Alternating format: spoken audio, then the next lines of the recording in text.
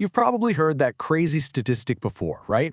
That 95% of traders lose money. It's thrown around all the time, but here's the wild part. Some research suggests the real number is even higher. So what is going on? Why are so many smart people with access to endless charts and news still blowing up their accounts? All right, let's get into it. I mean, this quote I found on Reddit, it just hits the nail on the head, doesn't it? The barrier to entry for trading today is basically zero. Anyone can download an app, fund an account, and start clicking buttons. But what you don't realize is you're not just playing a game. You're stepping into a global arena against the sharpest minds and the fastest computers on the planet. It's a recipe for disaster.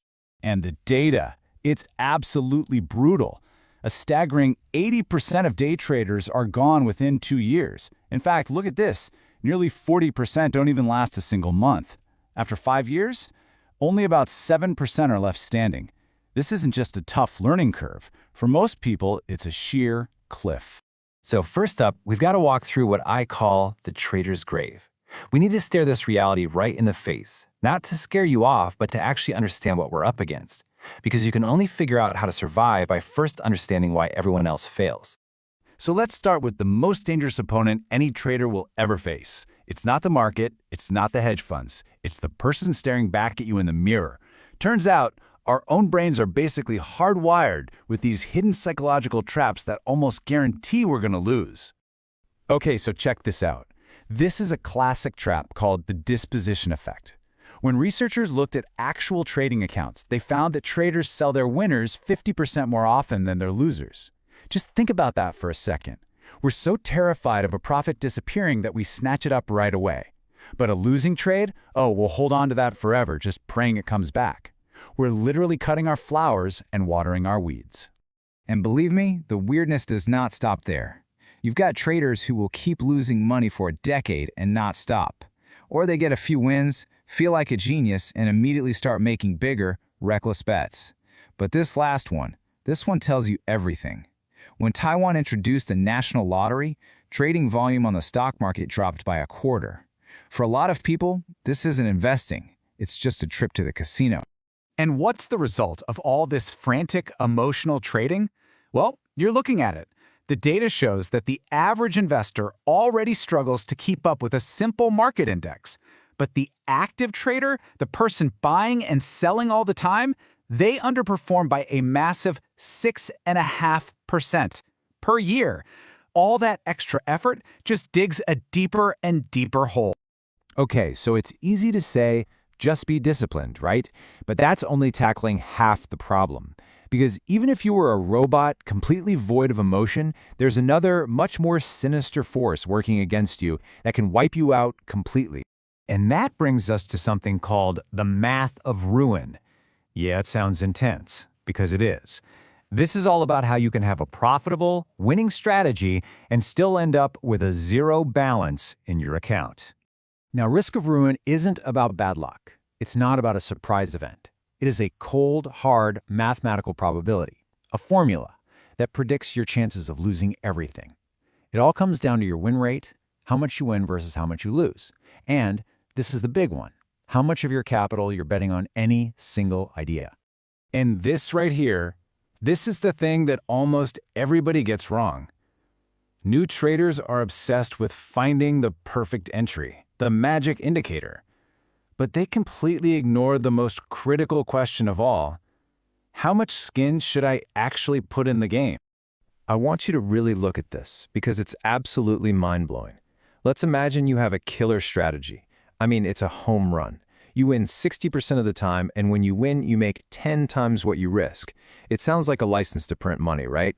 But if you bet the whole farm, 100% of your account on every trade, you still have a 40% chance of going completely broke. Let that sink in. A 40% chance of total ruin, even with a fantastic strategy. All right, so we've established we're fighting our own brain and we're fighting cold, hard math. It sounds pretty hopeless, right? So how does anyone make it? Well, that leads us to the professional secret. It's the night and day difference between how institutions play the game and how pretty much everyone else does. Let's just do a quick side-by-side. On one hand, you've got the typical retail trader riding a roller coaster of fear and greed, betting big on a gut feeling. And on the other hand, the pros. For them, it's a completely different universe. Their world revolves around one thing: risk. They're risking tiny, tiny fractions of their capital, almost always less than 1%. They're using models. They're using algorithms. They've taken emotion completely out of the equation. So you see, the big secret, it isn't having some magic crystal ball. It has nothing to do with being better at predicting the future. The secret is building an unbreakable system to protect yourself from the future. It's all about defense, not offense. Okay, so that's all great for the big guys, but what about you? How do you actually apply this? Well, let's put together what I like to call your survival toolkit. A super practical, simple framework to keep you in the game. And the absolute cornerstone of this toolkit, the most important tool you have, is the 1% rule. It's so simple it's almost boring, but it is everything. You never, ever risk more than 1% of your entire account on any single trade. If you have a $10,000 account, your max loss is $100. Period. Full stop. So what does that actually look like in the real world? It's just 4 simple steps. Let's use that $10,000 account again. Step 1, 1% is $100. That's your line in the sand. Step 2, let's say you want to buy a stock at $50 and set your emergency exit, your stop loss, at $49.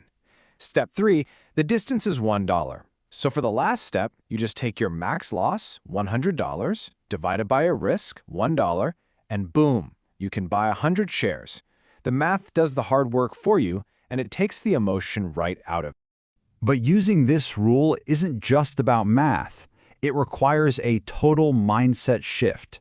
Your number one job is no longer to find the next big winner. Your number one job is to protect what you have. It's capital preservation.